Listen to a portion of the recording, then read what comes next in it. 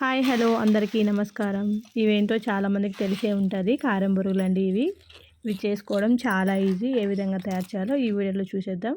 ముందుగా ఒక కడాయి తీసుకొని 3 టేబుల్ స్పూన్ల ఆయిల్ అయితే వేసుకొని 1 కప్పు పల్లీలను అయితే దోరగా వేపుకొని పక్కన పెట్టేసుకోవాలి. అలాగే కొన్ని జీడిపప్పు బాదం పప్పులు కూడా వేసుకోవచ్చు. ఇది కేవలం ఆప్షనల్ మాత్రమే. ఉంటే వేసుకోండి, లేకపోతే వేయకపోయినా పర్వాలేదు. దాని తర్వాత ఒక కప్పు పుట్నాల పప్పు కూడా వేసుకోవాలి. వీటిని కూడా గోల్డెన్ కలర్ వచ్చేంత వరకు వేపుకొని పక్కన పెట్టేసుకోవాలన్నమాట. మళ్ళీ అదే కడాయిలో పోపుకైతే వేసుకోవాలి. ఈ పప్పులు ఇవన్నీ వేయడం వల్ల బొరుగులకు చాలా టేస్ట్ అనేది ఉంటుందండి, చాలా బాగుంటుంది.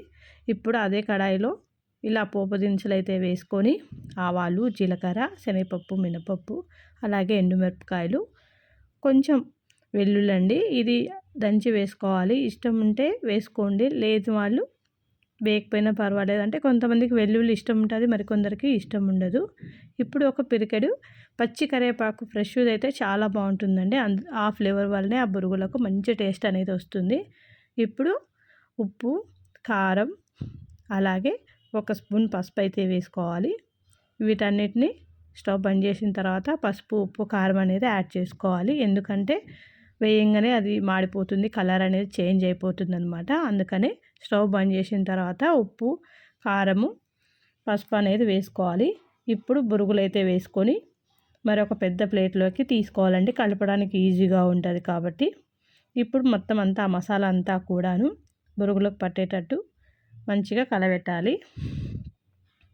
ఇలా ఈ విధంగా అయితే మంచిగా కలుపుకుంటే చూడండి, కరకరలాడే కారం బొరుగులు అయితే రెడీ అయిపోయాయి.